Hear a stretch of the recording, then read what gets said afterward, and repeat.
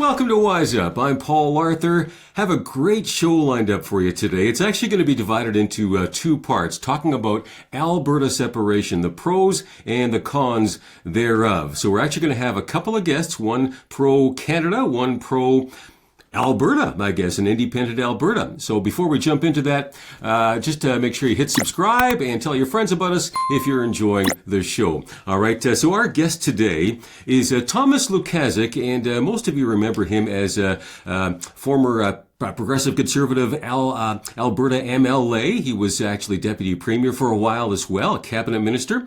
And he is on the pro-Canada side here. Their website, forever-canadian.ca. And he's the founder of this group, Forever Canadian. And so we'll jump in here right away. Thomas, thanks for making time for us here this morning. Thank you for having me. I really appreciate it. Yeah, I'm looking forward to the conversation here and, again, hearing both sides, and then hopefully people can kind of, decide for themselves which one makes more sense for them. People are very passionate about this. Now, your group, of course, being in the news lately here because you officially filed your question, which reads, do you agree that Alberta should remain in Canada? All right, now, so you've who do you file it with? Is it Elections Canada? It's Elections Alberta. No, it's Elections Alberta because it's the Alberta piece of legislation, the Citizens Initiative Act, that actually allows us to do that. Mm-hmm. So it's Elections Alberta that puts together all the rules and everything. And it's a bit of an ominous task for them right now because they never had to deal with this before. So it's almost like building an airplane while flying it. Yeah, they're probably learning as they go on this one as well. I think so. So now I understand that your question falls under the political category, while the Alberta Prosperity Project, we'll be speaking with Jeff Rath in the second part of this interview here, and theirs is in the constitutional category. So what's the difference there as you see it? Well, this act allows for two streams. However, if you want to have a constitutional question, the question has to be constitutionally sound. You cannot ask a government to do something that is not constitutional.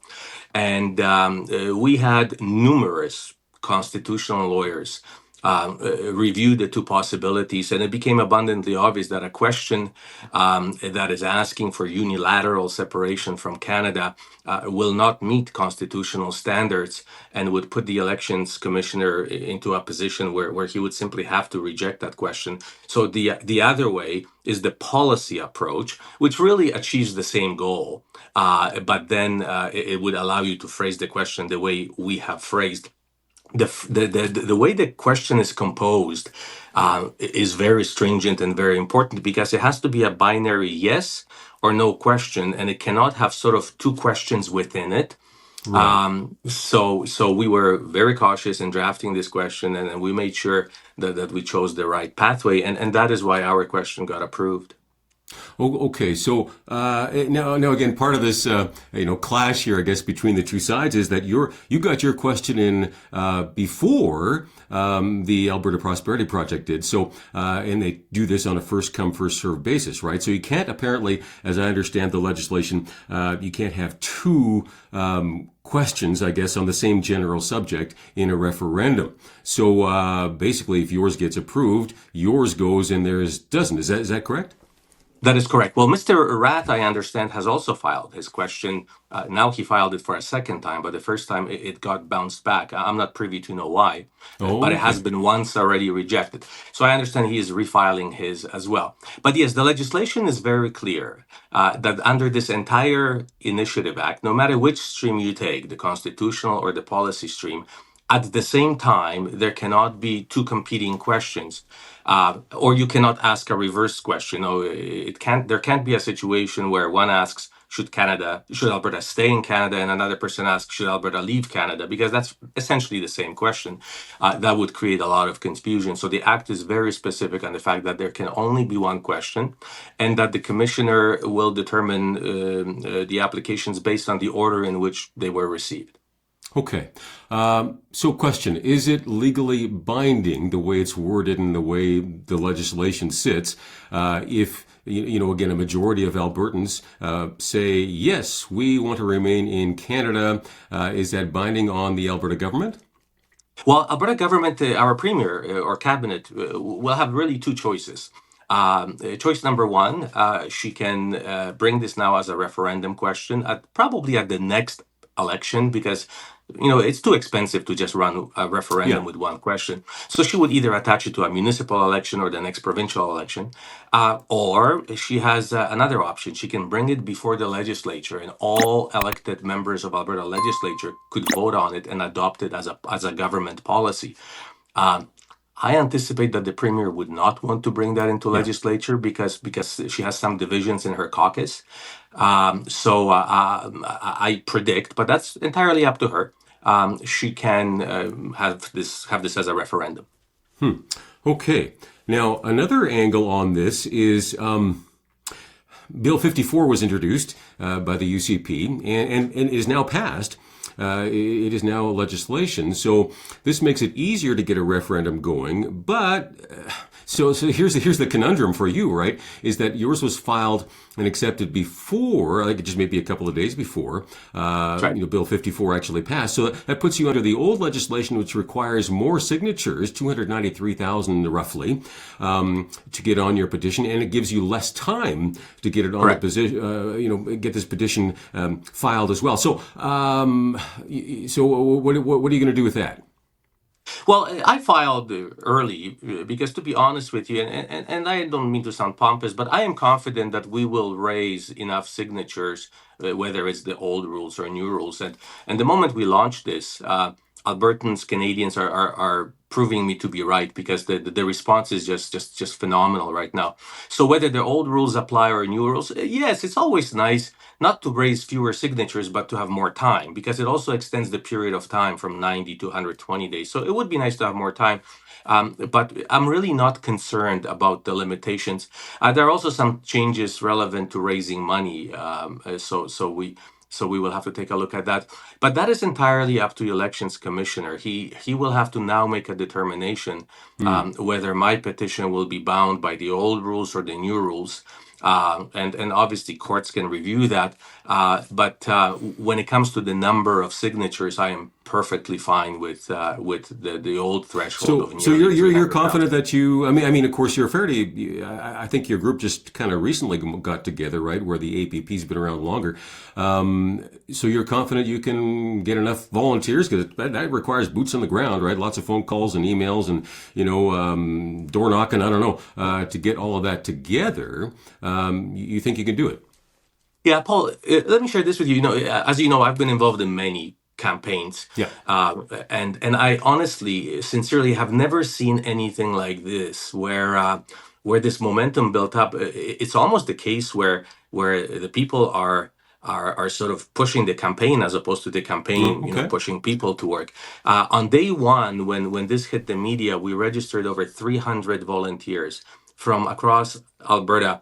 And it's almost sort of, it's a bit of a tearjerker. People from senior homes saying, "I want to collect petitions in our seniors facility," and from all walks of life, ranchers and others, saying that they want to engage. And I think there are a number of reasons for it. Number one, by far, most Albertans are proud Canadians. They know our history. They had people who fought in wars for Canada, and they wear that maple leaf with a lot of pride. That's number one. Number two, a lot of people worry about our economy. They saw what happened in Quebec when they were talking about separatism. There's a reason why Bank of Montreal has its headquarters in Toronto, and not in Montreal. Business just evaporated, moved. They saw it with Brexit. They see it in Spain, in the Basque region. So that's another one. So people really, really want to get engaged. So getting volunteers, it's something that I am really not too concerned about. Okay. Plus, I'm still engaged in sort of the political Okay. society group in Yeah. Alberta. So You've so got. many Yeah. of my I'm sure old you have lots of colleagues, connections. And again, I many of mean, my when old you look colleagues at are already helping out. when you look at the actual polling done, it's kind of more 30 to 40% who would consider separation. So it appears that you have more of a majority, I guess, who would be leaning to your side of things here. So, I mean, I can understand that. I just want to make sure I get an opportunity here before we run out of time. So what are the pros of staying in Canada? What are you worried about? Again, you mentioned, you alluded to maybe an economic hit if we were to leave Canada. So what are the pros of staying in Canada? Well, the economic hit is while we're talking about this, because I sincerely believe that there is no pathway for Alberta to separate from Canada, and Legally, I you're think. speaking, or? Legally speaking, yes, Okay. and the numbers simply aren't there. There are Supreme Court of Canada decisions from the Quebec experience that say that they would have to be a clear majority, and that's not 50% plus one. We're talking a clear majority. So they probably, the courts had in mind super majority, 75, 80%, and the numbers aren't really there. And that decision cannot be unilateral. It's a decision that has to be then negotiated with the rest of Canada. So the pathway for Alberta to separate is at best a very long one. But while this conversation happened, what we will see is exactly what happened in Quebec and in Brexit. And Miss Nancy Southern, the owner of ATCO, has already indicated that she's seeing a response to it because investors and business looks for stability. So that is one concern. Second concern is, Paul, is we live in really turbulent times. Sort of the world has been flipped upside down. Our best friends are becoming our adversaries. We're looking for new markets in places we never looked into before. We're forging new military alliances. There are some, I would say, wrongdoers out there in the world right now. So we do have a little bit of a new world order. At a time like this, Canada needs to be united. We're talking about Okay. breaking down trade barriers. Everybody talks about, even Danielle Smith talks about breaking down trade barriers. And at the same time, we want to separate. We want to put up the biggest possible trade barrier there is. Now, Hmm. the third part is the actual functionality of it. If you think you're having a hard time building pipelines now across our own country, what will it be like if it's a foreign country? And there are a lot of suppositions also, in the pro-separation agreement. Who told you that Canada will allow you to use Canadian passport, keep Canadian citizenship, give you access to Canadian ports and railroads, and the list goes Okay. on and on and on. So from my perspective, it is fine to be pro-separatism. It is fine to have, be passionate about it. But at the same time, we have to be pragmatic. We have to be realistic about it. Well, And the can I jump in damage on that this that? So process can one of the cause is arguments I'm sure you're going to immense. hear Sure. from Mr. Rath is, Canadian or Albertans are tired of, getting the short end of the stick here. Again, as it works politically, as we all know, Ontario and Quebec are voter rich. And so in order to get elected and stay elected, you need to please those voters, Sure. before you do Albertans. I mean, that's Sure. just reality. So I don't know if that's ever going to change. And I think, so the reaction is, we have to leave, otherwise we'll never see change. How do you address that? I don't believe in that. I think, and I know that there are ways to reform. But it's true. Ontario and Quebec are voter rich because that's where the population is, right? And that's just the way the system works.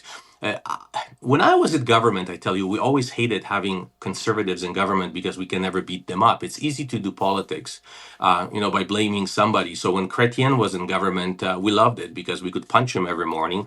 Just to jump in here, And I got life. like about 30 seconds left here, so go Yeah, ahead. and life was good. Things are not perfect. I'm not one proposing status quo, but I think there are means of negotiating this. But with the threat of separation, we are not going to get far because if we're looking for any goodwill from Ontario and Quebec, threatening separation is not going to get us there. Okay. So I appreciate the passion, but let's look at the facts. These should not be passionate decisions. These should be logical decisions. Got to leave it there for time's sake. Thank you so much. Again, the website, forever-canadian.ca. So thank you for the time here, Thomas. Thomas Lukaszuk. And we're going to switch here to another guest in just a moment here, Jeff Rath, with the pro-separation side. All right. Thanks, Thomas. Thank you for having me. And joining us now to present the other side of the debate, the pros of leaving Canada and becoming an independent state, Alberta, whatever we're going to call it, I guess, if it were to happen, is Jeff Rath. He's a constitutional lawyer and also the co-founder of the Alberta Prosperity Project, their website, albertaprosperityproject.com. Good to have you with us, Jeff.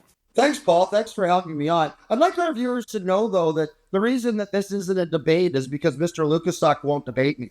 So, he wants to, 15 minutes to say his piece without interruption and without having to answer any hard questions as to what the benefits are for Albertans of staying in Canada versus the benefits of becoming an independent Commonwealth of Alberta. What our organization has done, which Mr. Lukaszuk hasn't done, is we put together a document that provides a fully drafted fiscal plan for an independent Alberta. And the fiscal plan that we've drafted was with the input of bankers, actuaries, accountants, economists, Alberta business people, etc., looking at all of the money that we send to Ottawa every year, which is roughly $70 to $75 billion in taxes, CPP, and UI that leaves Alberta for Ottawa, and we only get $20 billion back roughly in federal transfers, right? So what we've done is we've looked at all of that money that Mr. Lukaszuk wants to keep going to Canada, and we imagined what a free and independent Alberta would look like if that $70 to $75 billion remained in Alberta for the benefit of Albertans, as opposed to sending all of the $15 billion a year to Quebec, sending money to Ottawa so that Ottawa can subsidize Mark Carney's friends to sell us heat pumps, to subsidize Mark Carney's friends to build giant carbon sucking machines in Alberta with our tax dollars, et cetera, et cetera. You're sharing some of the beefs that Albertans have with Ottawa, right? And there's a lot of Albertans who are upset about that. And of course, that's why we're hearing these rumblings of separation. So you can jump in here because this time's going to go by really, really, really quick here, Jeff. Real quick. So you officially submitted a Citizens Initiative Act, right, application for a constitutional petition question. Your question is, do you agree that the province of Alberta shall become an independent country and cease to be a province of Canada, right? So, and you've, so that has been filed with Elections Alberta now? Yes, it was filed on coincidentally on Independence Day on the 4th of July, which we take as a very good omen for our petition. And I understand that Mr. Lukaszuk is running around the province telling everybody that somehow or other his question precludes ours from being answered. I think everybody needs to know that he's misleading people with his phony referendum question. His is not a constitutional question. It's simply a policy question. I mean, he might just as well have stupidly asked the question, do you agree that Alberta should remain being called Alberta? That's the effect of his question. What's the difference here, I guess, between your questions? I'm getting to that, Paul. If you'd let me speak, I'm getting to that, okay? So the effect of his question is a nullity. It's simply a policy question. Do you wish to remain in Canada? That's the status quo. We're in Canada now. The question we are asking is a different question entirely, which is exactly as you stated it. Does Alberta wish to become a sovereign country and cease to be a province of Canada? Completely different question than Mr. Lukaszuk's question. His question does not comply with Section 1, Sub 3 of the Clarity Act, which ours does. His question has no legal effect whatsoever. It's a phony question. And what he's doing, or what he thinks in his little mind, right, is that by submitting a phony question and having a phony petition drive, that when he doesn't succeed in getting 300,000 signatures, which is what he needs, that somehow or other his failed petition drive is going to preclude our question from going forward for another 5 years. I'm not sure where he's getting his legal advice. If he actually does get the numbers, though. The legal opinion, if you let me finish my sentence, Paul, the legal advice that he's getting is wrong. Thank you. Okay. Well, yeah. And I'm not a lawyer. I'm not going to get in there with that. But I'm just saying, if you were to get the actual, numbers and get the petition in on time, right? Now, the way his question is worded, technically, if you have more people voting no, Alberta separation could still get a victory out of this, right? No, we're not playing that game. No. We think it's a phony question. It's a fraudulent exercise, much like everything that Mr. Lukaszuk is engaged in.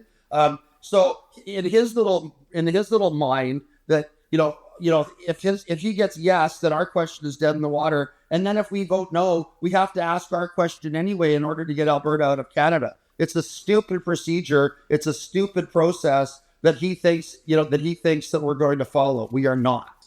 Our question is a separate and independent question. The Elections Alberta Act specifically says that you can have separate referendums on different questions. Ours is a completely different question than his, and he's running around the province fooling people into thinking that they're just the opposite side of the same coin. So they're who not. would decide that? Would Alberta elections make the decision on whether those two questions could run side by side? Ultimately, but I mean, we have lots of other, we're confident. We sent a covering letter to Elections Alberta explaining to them why ours is a different question and that they have to approve it under the Alberta Elections Act.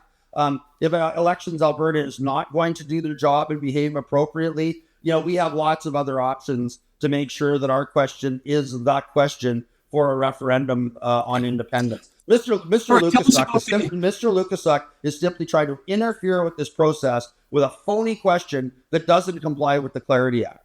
He grew up in a communist country, he immigrated to Canada from a communist country, and he's determined that his fellow Albertans are going to be tied into and will be forced to remain in a communist country. We're not tolerating it. Okay, so tell us, what are the benefits of leaving Canada? Well, again, I was already started speaking to them. We produced a 48-page document that demonstrates that the day that Alberta declares independence, we're going to have a fiscal capacity surplus between $30 to $55 billion, right, in year one. And that is that we're going to have that much more revenue after we pay for Alberta defense, after we fully fund the Indigenous people of Alberta with a constitutionalized resource revenue sharing plan that will triple their annual revenues from what they're currently receiving from Canada, fully costing external affairs, airports, customs, immigration and deportation, et cetera, et cetera. All of that fully costed. We're going to have a massive fiscal surplus in this province that will allow the taxes of every single Albertan, after everything is paid for, maintaining all of our health care, reducing pension contributions and increasing pension payments to our seniors. After all of that, in year one, we can afford a 30 to 50% tax reduction.